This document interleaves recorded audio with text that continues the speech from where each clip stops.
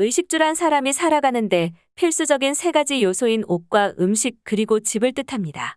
이 세 가지 요소를 충족해야 기초적인 생활을 할 수가 있는데요. 물론 사람이 사는 환경마다 의식주의 우선순위가 다르겠지만 우리 동양권의 경우에는 그 순서가 입는 옷, 먹는 음식, 그리고 사는 집 순입니다. 반면 서양권 국가에서는 먹는 음식, 입는 옷, 그리고 사는 집 순인데요.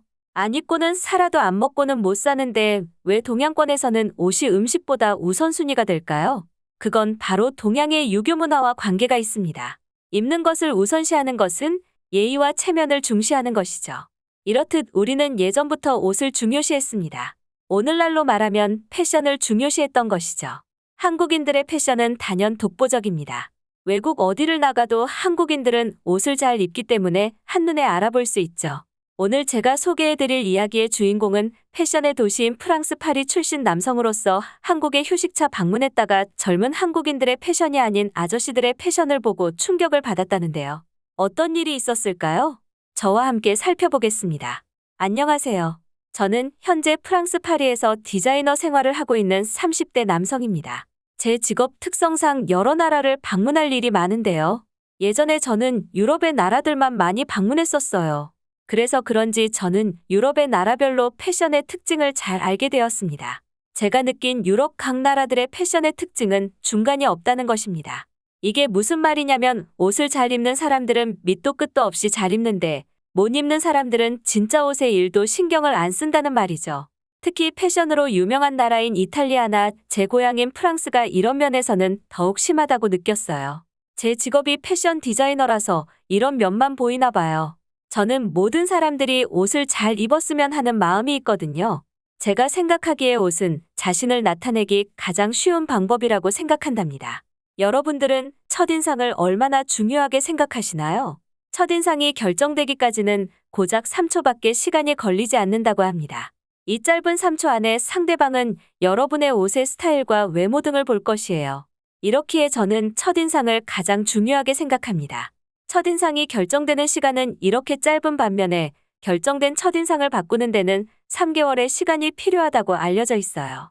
이렇게 첫인상이 결정되는 건 쉬운데 그 첫인상을 바꾸는 데는 오랜 시간이 필요하다 보니 저는 사람들을 만날 때 패션을 가장 중요하게 생각한답니다. 이런 이유로 저는 길거리를 돌아다닐 때도 무의식적으로 사람들의 패션을 보게 되었어요. 이러한 것들이 바로 패션 디자이너의 직업병인가 봐요. 하지만 저는 제가 좋아하는 패션을 직업으로 삼는다는 것에 항상 감사히 생각하며 디자이너 생활을 보내고 있었어요. 그러나 저에게 예상치 못한 일이 찾아왔답니다. 그 일은 제가 파리에서 디자이너 5년 차가 막 지났을 때였어요. 저에게 번아웃이 찾아왔습니다. 저는 이 증상이 번아웃인 줄도 몰랐답니다. 지난 5년간 저는 워커홀릭이었거든요. 잠자는 시간도 아까워 누가 시키지 않아도 혼자 패션을 디자인하고 연구했습니다. 어떻게 하면 사람들이 제가 디자인한 옷을 좋아해 줄까 말이죠. 이와 같이 저는 5년 동안 열정만 가지고 일을 했었습니다. 잠깐 쉬어가는 시간도 있어야 했는데 그러지 못했어요. 그 당시에는 빨리 성공하고 싶은 마음만 앞섰거든요. 어느 날부턴가 길거리를 걸으면 원래 보였던 사람들의 옷차림들이 보이지 않았습니다. 바로 패션에 대한 열정이 떨어진 것이었죠. 그날 집에 와서 생각해보니 디자이너로서 성공하기가 어렵겠다는 것을 그때 처음 느꼈습니다. 그 절망적인 기분은 아직도 잊지 못한답니다. 그렇게 번아웃에 빠져 아무것도 하지 못하고 있었어요. 그때 저의 어머니는 저에게 아들아, 유럽의 나라들은 너가 공부를 많이 했으니 생소한 아시아에 가서 영감을 얻고 오는 것이 어떠니? 라고 하셨고 저는 당장에 갈 생각은 없었지만 일단 알겠다고 했어요. 시간이 지나 저는 마음을 다잡고 다시 패션 디자인 일을 시작했어요. 하지만 여전히 일이 손에 잡히지 않더군요. 아이디어도 쉽게 떠오르지 않아 머리만 싸매고 있었어요. 그때 어머니가 예전에 한 말이 머릿속에 떠올랐고 지금 당장 가야겠다고 생각했어요. 그렇게 저는 아시아의 한국과 중국, 그리고 일본 이 3개국의 패션을 공부할 계획으로 비행기표를 예매했습니다. 사실 여행이라는 느낌이 강했어요. 저는 힐링받기를 원했거든요. 저의 방문 일정은 한국, 일본, 중국 순이었어요. 아무런 이유는 없지만 왠지 한국을 처음으로 가고 싶었어요. 이러면 저에게 아시아의 첫인상은 한국이 되는 것이었죠. 시간이 지나 저는 한국행 비행기에 발을 올렸습니다. 한국의 패션은 어떨지 엄청 기대됐답니다. 제가 받은 한국의 첫인상은 상상 이상이었습니다. 일단 노숙자가 거리에 없다는 것이 가장 인상적이었어요. 게다가 사람들은 하나같이 다들 잘 꾸미고 다니더라고요. 한국에 오니까 사그라들었던 저희 패션 열정이 다시 타오르기 시작했답니다. 그때부터 저는 지나다니는 모든 사람들의 패션을 집중적으로 보기 시작했어요. 제가 느낀 점은 한국은 어린아이부터 노인들까지 전부 다 깔끔하고 감각적이게 옷을 입는다는 것이에요.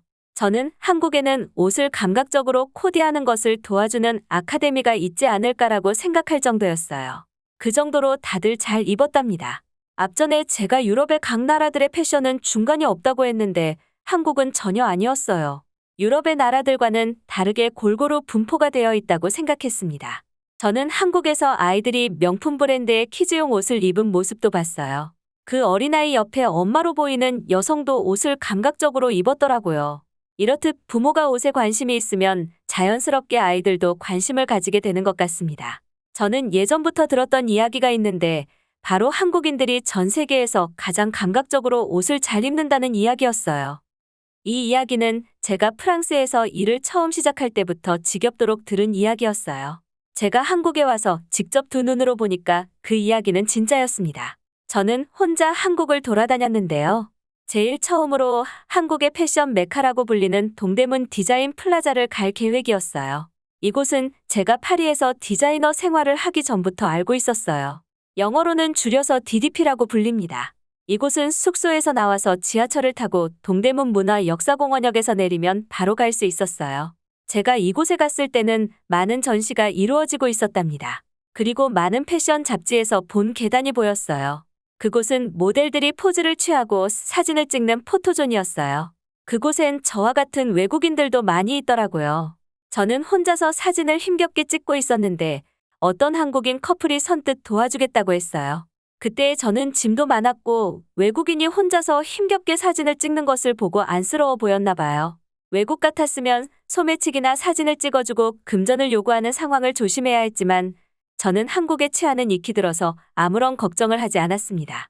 그렇게 그 커플이 사진을 찍어주었고 저는 포즈를 취하면서도 그들의 패션을 무의식적으로 보게 되었어요. 젊은 커플이라 그런지 역시 패션 센스가 뛰어나더라고요.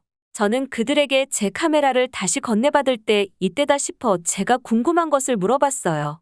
그들에게 저를 프랑스 파리의 패션 디자이너라고 소개를 했고 한국의 패션에 대해 더 알고 싶은데 어디로 가야 좋을지 물어봤습니다. 감사하게도 그 커플은 친절하게 알려주었는데요. 그들은 저보고 한국의 젊은 사람들의 패션을 쉽게 볼 수 있으니까 중년층의 패션을 봐보는 건 어떠냐고 저에게 대려 물었어요. 그 말을 들은 저는 흥미가 생겨 그들에게 이렇게 말했습니다. 한국의 중년층 패션은 어디로 가면 볼 수 있어? 제가 이렇게 묻자 그 커플은 동시에 동묘시장이라고 대답했어요. 저는 동묘라는 말이 뭔지 몰랐습니다. 하지만 시장이라고 하니 한국의 중년층들이 많이 계실 것이라 생각했어요. 저는 그들에게 알려줘서 고맙다고 감사의 인사를 전하며 바로 동묘시장으로 향했습니다. 그리고 역시 한국인들의 친절함은 몸에 배 있는 것 같다고 저는 생각했답니다. 이동 중에 인터넷에 검색해보니 동묘시장은 서울의 핫플레이스라고 하더라고요. 동묘시장에 도착한 저는 이 시장과 거리를 처음 본 순간 힙한 분위기에 매료되었는데요. 이곳은 엄청 오래된 분위기를 내고 있지만 촌스럽지는 않았답니다. 다들 아시다시피 오래되었지만 세련된 분위기를 내기는 쉽지 않아요. 이곳을 보니 저는 한눈에 동묘시장이 왜 서울의 핫플레이스인지 이유를 알 수 있었습니다. 그리고 저는 이 시장의 분위기 때문에 젊은 사람들과 중년층의 사람들이 이곳에서 공존하는 것 같다고 느꼈답니다. 이 시장에서 단연 돋보이는 것은 바로 중년층들의 패션이었습니다. 그들은 제 눈에는 다들 힙해 보였거든요. 옷에 신경을 안 쓰는 듯 보였지만 다들 멋있었어요. 저는 아저씨들과 할아버지들이 선글라스를 러닝셔츠 목 부분에 멋있게 걸치고 계신 모습도 봤어요. 그리고 한 손에는 부채를 들고 있으셨는데 그렇게 멋있는 중년은 처음 봤답니다. 저는 너무 인상 깊어서 제 카메라 셔터를 쉴 새 없이 눌렀어요. 나중에 고향으로 돌아와서 더 알아보니 이러한 패션을 한국말로는 아재 패션이라고 하더라고요. 저는 아재라는 말이 아저씨를 뜻하는 줄은 몰랐습니다. 한국의 아재 패션은 다른 나라와는 차원이 달랐어요. 저는 한국의 아재 패션을 동묘시장에서 보고 난 후 일본과 중국을 차례로 방문했는데 두 나라의 패션을 합쳐도 한국보다 한참 아래라고 생각했습니다. 저는 제 고향에서는 중년층의 패션을 다룰 일은 별로 없었는데 한국에서 신선한 충격을 받고 나서 생각이 바뀌었습니다. 전 세계의 중년층들의 패션만을 더 공부해보기로요.